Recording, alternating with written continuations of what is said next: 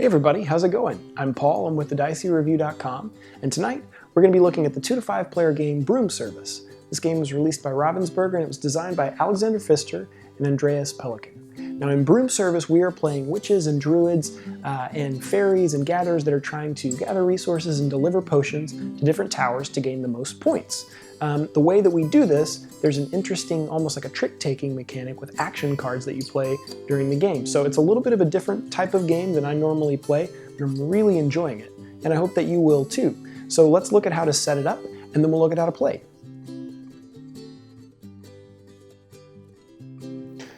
Alright, so the first thing to do is to set the board up in the middle of the table, similar to many of the games that we play. This board is actually double-sided. This board, this side of the board, is the starter or less advanced version. Just in general, we're going to be playing the basic version of the game. So we're not going to be using any of the variants or any of the extra features, just the basic points and the clouds, and then just the basic gameplay mechanics. So the first thing to do is set the board in the middle of the table. Next, each player will need to receive some components in their player colors. So the main thing that each player will be using to take the actions are their 10 action cards. So you can see that there are 10 different cards within each deck, but they are all identical. So each player has the same types of cards. So you will give these cards to each player, and there's no need to shuffle them because we are going to be selecting these cards each round, so they don't need to be randomized. Each player will also have 2 pawns that represent their witches that fly around the board. 1 pawn each will need to be placed on the castle, on these 2 spaces on the board. And then in addition to that, there is a point marker for each player color, and each point marker will need to start on the 10 victory point space right up here. Each player is also going to receive wands and potions to start the game. So every player will receive 1 potion of each of the colors. So you'll give those 3 potions to each player. And then in addition, players will start with a number of wands. So these are used to clear away some of the cloud tokens that are on the board. And the way that you do this is the starting player and then the last player in the round will each get 1 wand, and then every other player will get 2 wands. It's actually a little bit of a disadvantage to go in the middle of the round in this game, so they give more wands to the people in the middle. It's a little bit of an advantage to go first or an advantage to go last. So, and we'll see how that works with the mechanics. So let's just say that I'm going to be the first player because I'm the oldest in this example, and that's what the rulebook says determines first player. So I will get 1 wand, and then our player down here will get 2 wands, and then our last player over here, since we're setting up for a 3-player game, will receive 1 wand as well. And with the wand and the potion tokens, any that are left over just go near the board to form a general supply. Next, we'll need to set out the turn reference and in-game scoring reminder. So the game includes this handy tile. So you'll need to set that somewhere within easy reach of all players where everybody can see it. On each of these empty cloud spaces, a cloud token will need to be placed. So these will need to be randomized. Now I'm not using any of the cloud tokens that have special abilities. So there are some cloud tokens that will allow you to gain victory points in different ways. There's some variable setup with that. I'm just using the clouds that have the number right here and a lightning bolt. That's the basic version of the cloud where you can just collect these for points. So I'm going to fill up every one of these spaces with one of these cloud tokens, and once again this is completely random, so you don't want to seed these in any way. Just shuffle them up and place them down. The game also includes 10 event cards. Now these event cards have a tan back with the scroll.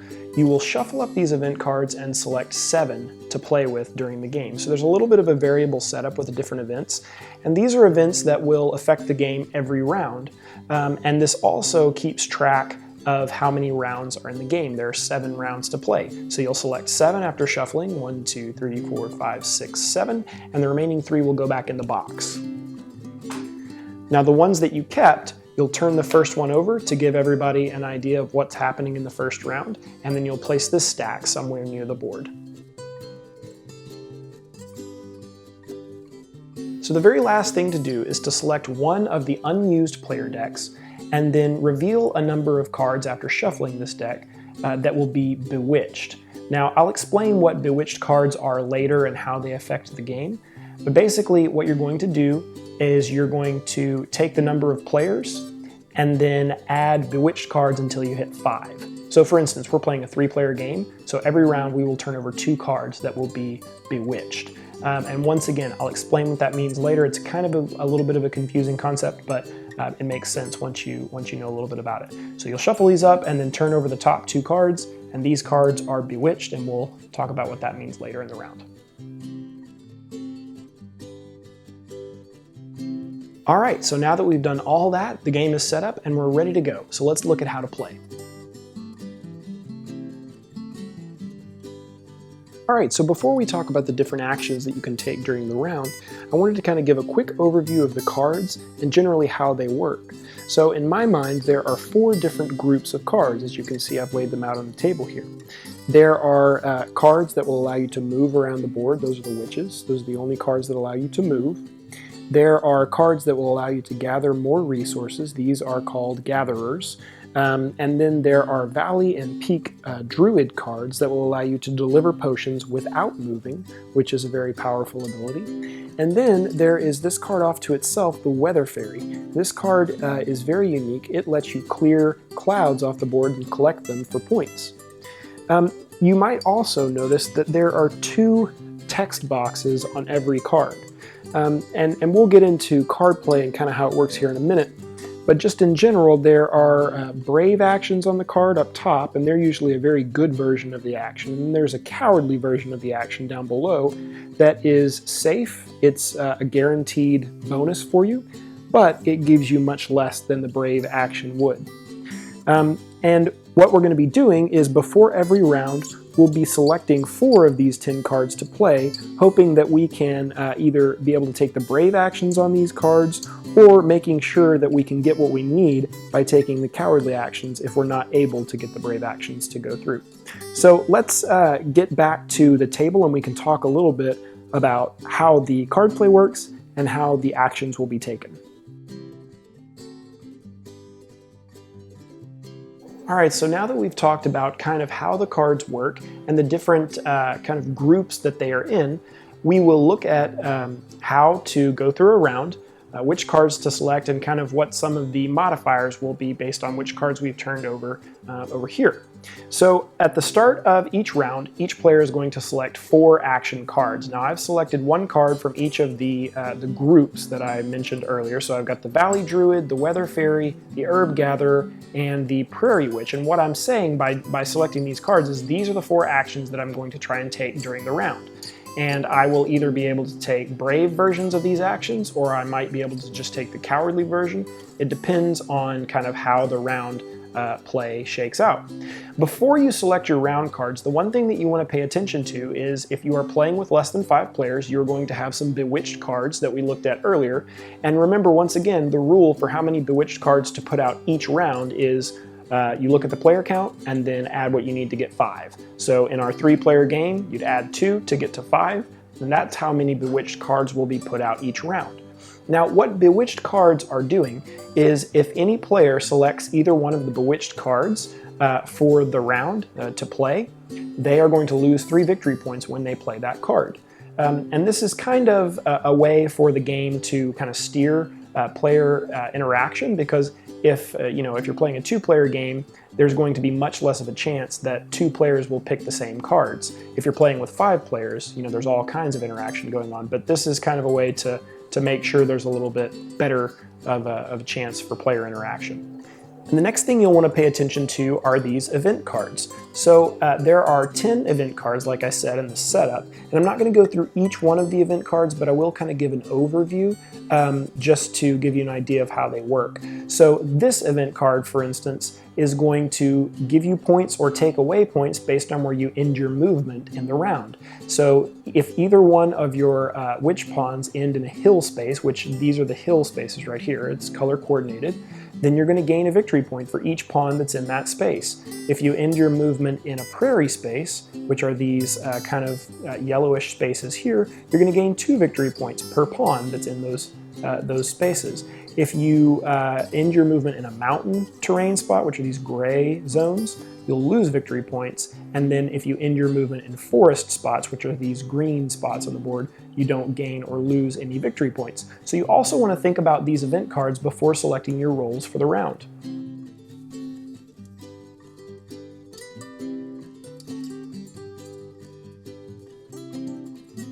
Now, just a general example of how card play works is the starting player for each turn is going to select one of the 4 cards that they have picked for the round, and they're going to put it face down in front of them and then select whether or not they want to be brave or cowardly, meaning they want to try and take the brave action or they want to take the cowardly action. What will then happen is any player around the table, starting with the player to your left, will then have to play that card if they have selected it as well, picking either brave or cowardly, and then the player to their left will have to play that card if they have it, picking brave or cowardly. So in this instance, the player to my left would play their version of the card and say, I want to be brave or cowardly, and then take the action based on that. And what will happen is, let's say I select cowardly. Cowardly actions aren't as good as the brave actions, but they're safe. So for instance, let's say I wanted to be the cowardly prairie witch. I would instantly get to do the thing that the cowardly action says. Now, all of the witch cards, whether they be prairie or forest or mountain or hill witches, they allow you to move to that land zone. So for instance, I could take either one of my pawns and move to an adjacent space that matches the land that I played. So in the prairie witches instance, I would get to move to a prairie zone. You can't move through a zone that has clouds in it. So for instance, if I were to want to move through this zone, I would have to first clear away this cloud, or the black player would have to clear away this cloud, and then this zone would be open for movement for any player. So then players could then move through this side of the map. But before you do that, you have to clear away any cloud tokens that are on that space. Movement is also only adjacent, so I can only move to an adjacent space to where I currently am, and you can't move through water. So if someone had cleared off both of these cloud tokens, you still wouldn't be able to move through this zone because it's once again trying to move over water. Another quick thing to mention about movement is that whenever you play a movement card, one of the witches, you can move either one of your pawns. So I could pick this pawn to move, or I could pick this one to move, depending on, I couldn't move there, that's not adjacent, but depending on where I want to move, I could pick either pawn to go. So you can kind of split up your movement that way. So that's kind of how the cowardly action works. Let's say, for instance, I wanted to be brave. If I had said, I want to be the brave prairie witch, what happens is I don't immediately get to take that action. I have to wait for the player to my left to see, number one, if they have the card, and if they do, whether or not they want to be brave or cowardly. So for instance, let's say the player to my left had the prairie witch card. They could either select brave or cowardly. Now, if they select cowardly, I'm still safe. No one else has been brave. But if this person says, you know what, I'm going to be the brave prairie witch, what happens is any brave witches or brave actions before that get canceled.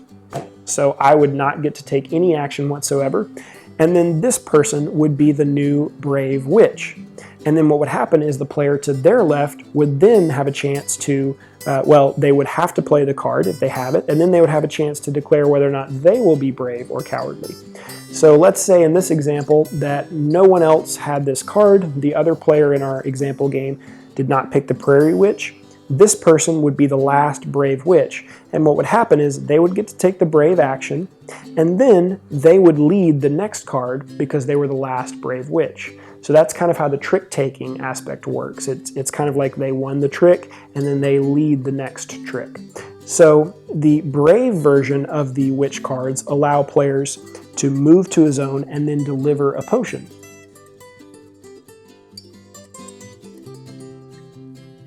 So let's say, for instance, that black had been able to take this brave prairie witch action. They would then get to move to an adjacent prairie zone and then deliver to any of the towers that are in this zone.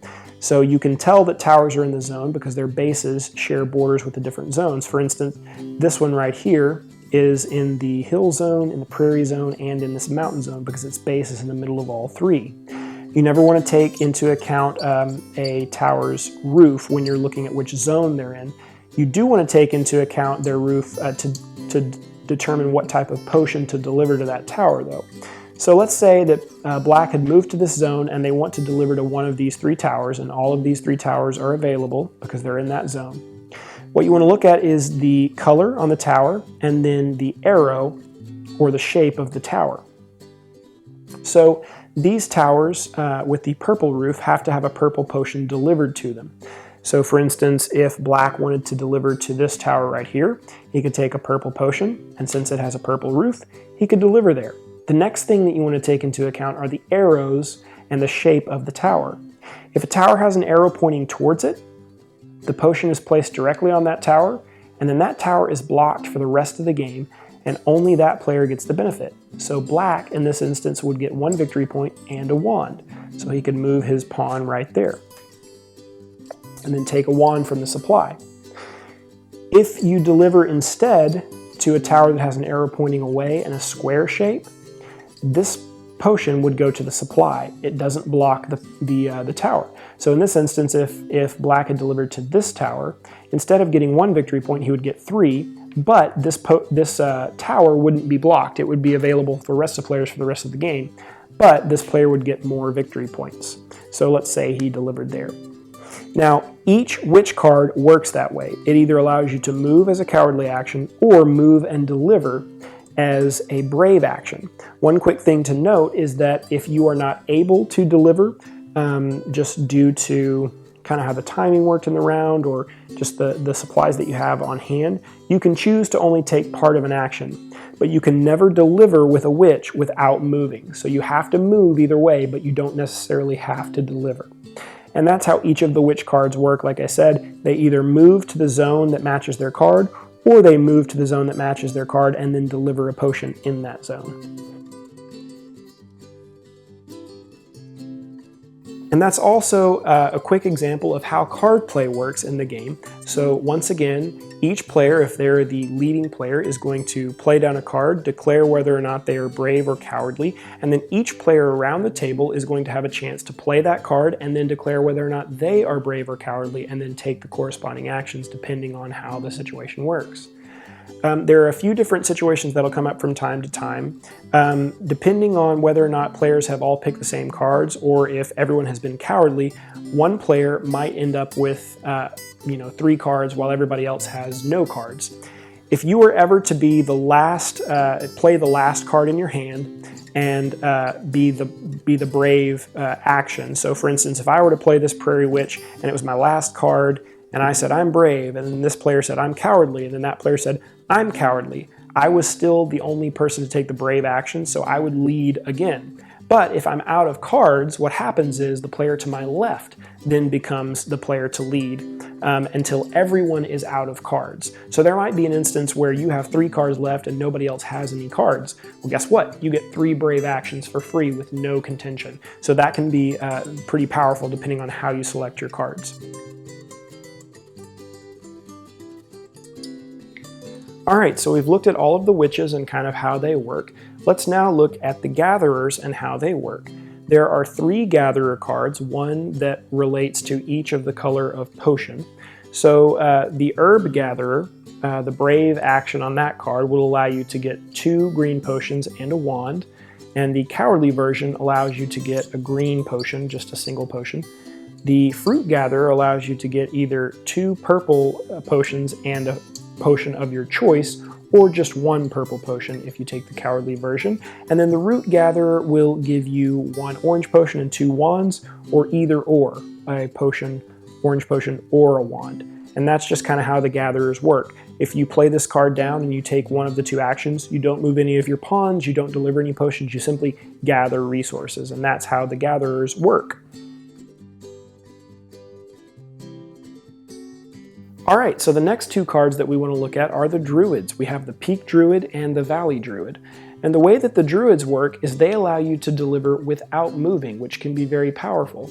So the Peak Druid relates to two different land types. It relates to the hills and the mountains, so the two peaks. And then the Valley Druid allows you to deliver to prairies or forests, the two valley zones. And the way that they work is, once again, you can deliver to one of the towers in the land type that this card relates to. So for instance, if I were to play this card and be cowardly, I would be able to deliver either to a hill or a mountain zone. And since I'm in a hill zone right here and there's a couple of towers that share a border, I could say, all right, I'm the Cowardly Druid and I'm going to deliver to this tower for 3 points. If you're able to take the Brave version of the Druid's action, you get to do the exact same thing. You deliver to one of the towers that's in your zone, but in addition to delivering, you're also going to get 3 bonus victory points. So let's say, for instance, that I took the Brave version of the Peak Druid action. I could deliver to this tower, and then that would go to the supply since the arrow is pointing away, and then I would get 3 victory points plus 3 bonus victory points for a total of 6. And the Valley Druid works in the exact same way. It just works only if you're in a valley space, so a prairie or a forest. The actions are the exact same other than that.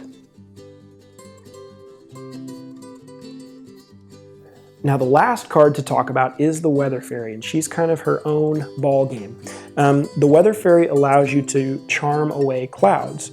So the cowardly version of the Weather Fairy action allows you to charm away a cloud that's adjacent to you. So as this pawn is right here and this pawn is right here, I could choose to charm away one of these 3 clouds in this area because they're all adjacent to both of my pawns. If one of my pawns was right here, I could choose to charm away one of these or one of these since I'm adjacent to both zones. But let's just look at this example. These clouds are good because at the end of the game, depending on how many lightning bolts you've collected, and the clouds have a different number of them on there, so like this one has 3 lightning bolts, this one has 1. Depending on how many you have, you're going to get points, and it will be exponentially more depending on how many you get. So for instance, 3 lightning bolts will give you 10 points, whereas 6 lightning bolts will give you 24. So it really adds up and can be a big in-game swing. And what you're going to look at when you're looking at the lightning bolt, the cloud tokens, is the number in this little sun. That's how many wands it takes to clear away that cloud.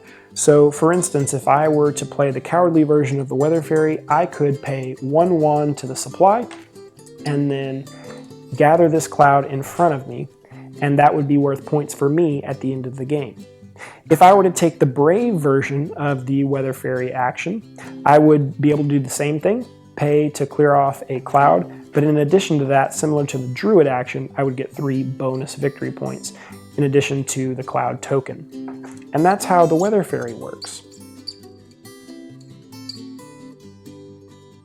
Alright, and that's pretty much how card play works. What happens is each player plays all of their cards until everyone's out, and then a few upkeep things are done, and then each player will play a new round until 7 rounds have been played, and then after that, final scoring will take place. So let's look at what you do for the upkeep at the start of a round.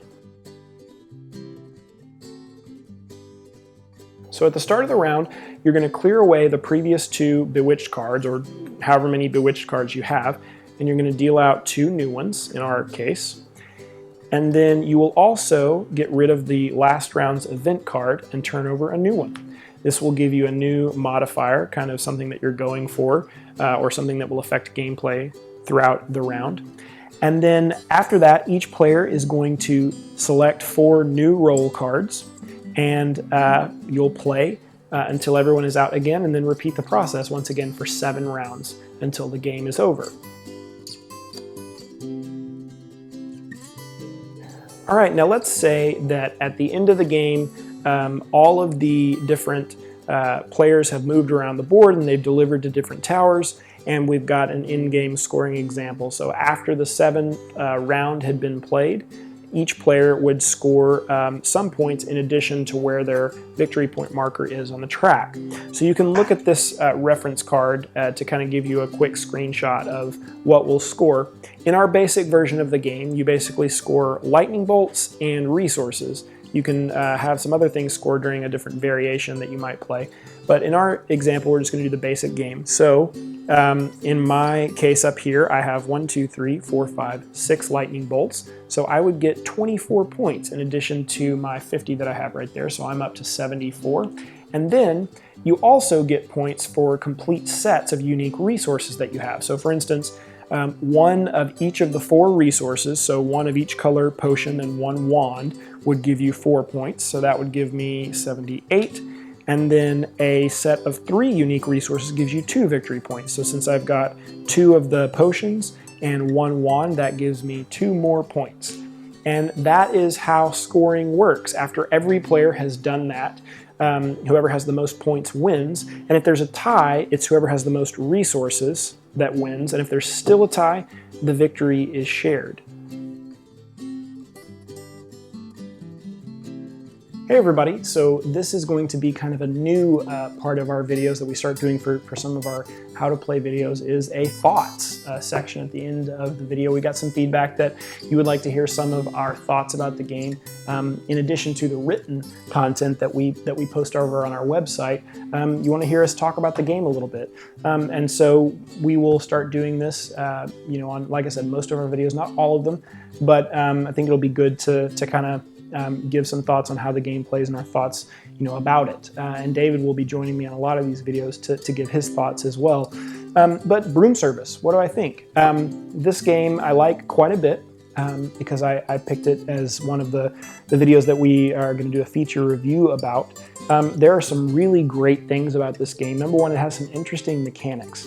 It's a trick-taking game, essentially. It has a lot of trick-taking mechanics built into a really fun economic, resource management game. I shouldn't say economic, resource management game with a Euro theme and a Euro style, with some fun trick-taking mechanics built in. This game really shines at a higher player count. So it's one of those things where, if I could pick a couple things that, are iffy about the game for me, the lower player count, the Bewitched cards, I completely understand why they're necessary.